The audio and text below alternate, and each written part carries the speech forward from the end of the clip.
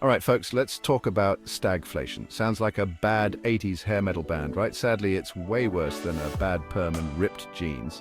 See, in a normal economy, things usually work one of two ways. The economy is booming, people are working, and prices are going up. Or the economy is slow, people are out of work, but hey, at least prices are stable.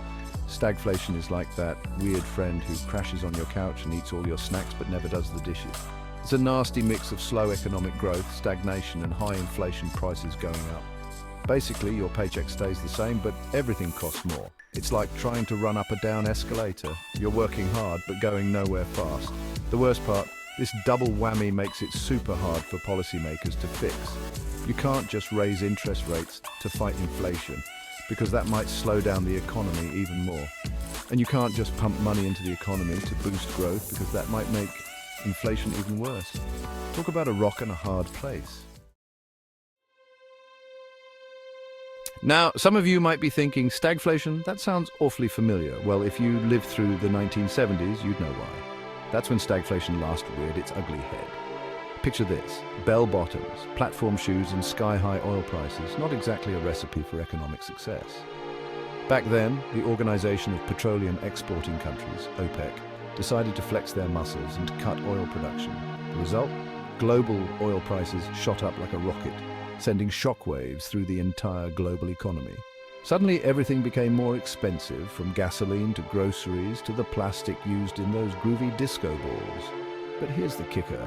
The economy wasn't exactly booming at the time. It was like trying to run a marathon with lead shoes. High unemployment and stagnant wages meant people had less money to spend, even as prices soared.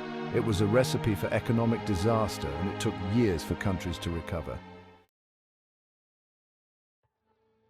Fast forward to 2024, and guess what? We're staring down the barrel of stagflation once again. But why? What's causing this blast from the past? It's a perfect storm of global chaos, folks. Lingering effects of COVID-19, supply chain disruptions, factories are still catching up, shipping costs are high, businesses pay more, consumers foot the bill, energy prices are skyrocketing again, geopolitical tensions disrupt energy markets, central banks raising interest rates, risking economic slowdown.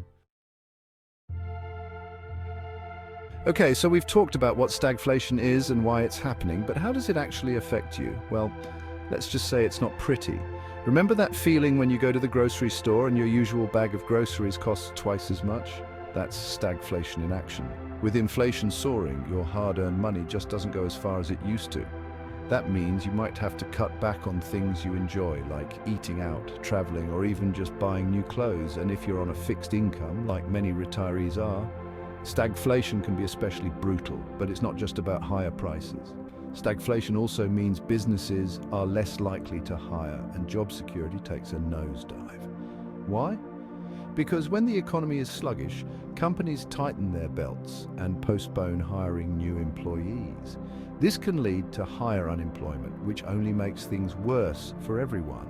It's a vicious cycle. So the million-dollar question is, how do we get out of this stagflation mess? If only there were a simple answer. It's like trying to solve a Rubik's Cube blindfolded while riding a unicycle. Possible, maybe.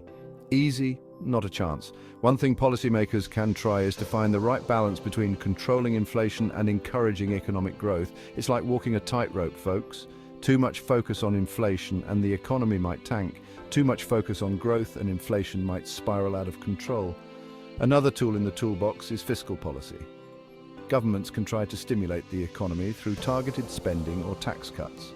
But again, it's all about finding the right balance. Too much stimulus could make inflation worse, while too little might not be enough to get the economy moving again. The truth is, there's no quick fix for stagflation. It's a complex problem that requires a multifaceted approach and, dare I say it, patience. These policies take time to trickle down and have a real impact on the economy.